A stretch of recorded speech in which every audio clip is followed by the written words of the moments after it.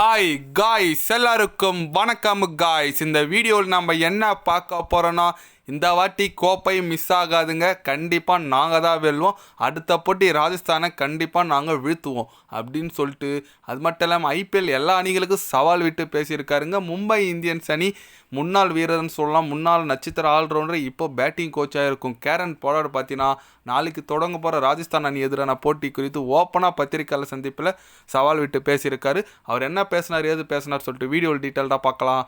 அதுக்கு முன்னே நீங்கள் நம்ம சேனலுக்கு புதுசாக வந்திருந்தீங்கன்னா ஒரு சப்ஸ்கிரைப் மட்டும் பண்ணிவிட்டு வாங்க, வீடியோக்குள்ளே போகலாம். ஆமாங்க, மும்பை இந்தியன்ஸ் எங்கே இந்த டீம் இப்போ தொடர்ந்து ஒரு 5 வெற்றி பெற்று பல சாதனைகள் படைச்சிருக்காங்க. கண்டிப்பாக பிளே ஆஃப்ஸு கிட்டத்தட்ட உறுதியாயிடுச்சுன்னே சொல்லாங்க. ஏன்னா 4ல் 2 ஜெயிச்சா போதும். அந்த வகையில் பார்த்தீங்கன்னா நாளைக்கு விளையாட போகிறாங்க ராஜஸ்தான் அணி குறித்து. ராஜஸ்தான் அணிக்கிட்ட அது குறித்து பொலார்டு என்ன சொன்னார் கேட்டிங்கன்னா, கண்டிப்பாக எங்களுக்கு ரொம்ப ஒரு ஆசை இருக்குங்க இந்த வருஷம் கோப்பை வெல்லணும்னு சொல்லிட்டு. நாங்கள் ஸ்டார்டிங்கில் நிறைய தோல்வி சந்தித்தோம், அதுக்கப்புறம் நல்ல கம்பேக் கொடுத்துருக்கோம். இது நாங்கள் வருஷம் பண்ணுறது தான். இது எங்களுக்கு பெருசு கிடையாது. எங்களோட பெருசாக நாங்கள் நினைக்கிறது கோப்பையை மட்டும்தான்.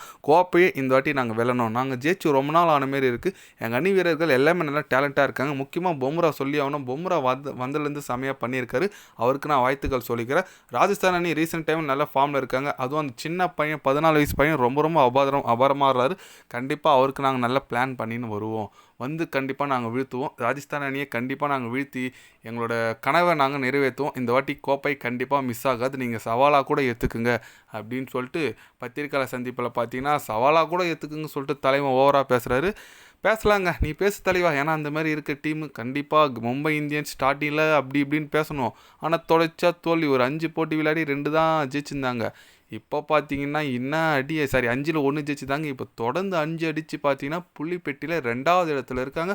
எல்லா ஃபார்மும் கட்டாங்க. ரோஹித் சர்மா ஃபார்மும் கட்டார். பும்ரா வந்ததுலேருந்து சரியாக போகிற ட்ரெண்ட் போல்டு டீம் செம்மையாக இருக்குங்க. கண்டிப்பாக நாளைக்கு ரோஹித் சர்மா ஷோ இருக்கிறதுக்கான வாய்ப்புகள் நிறைய இருக்குங்க. ஏன்னா அந்தளவுக்கு நல்ல டீம் தரமாக தான் இருக்குது.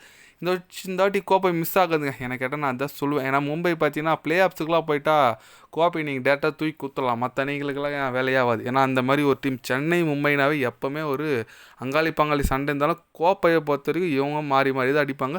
ஏன்னா அந்த மாதிரி ஒரு தரமான டீம் எப்போவுமே ஒரு மும்பை அணி.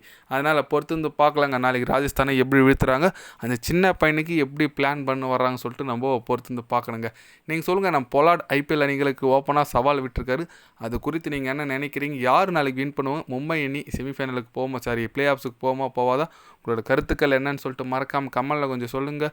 இது போன்ற ஸ்போர்ட்ஸ் நியூஸை தெரிஞ்சுக்கணும்னா சேனலை சப்ஸ்கிரைப் லைக் ஒன்று பண்ணிக்கோங்க. கண்டிப்பாக கிரிக்கெட் பற்றி day by day channel update வரும். மறக்காமல் சப்ஸ்கிரைப் மட்டும் கொஞ்சம் பண்ணி வச்சுக்கோங்க. நன்றி, வணக்கம்.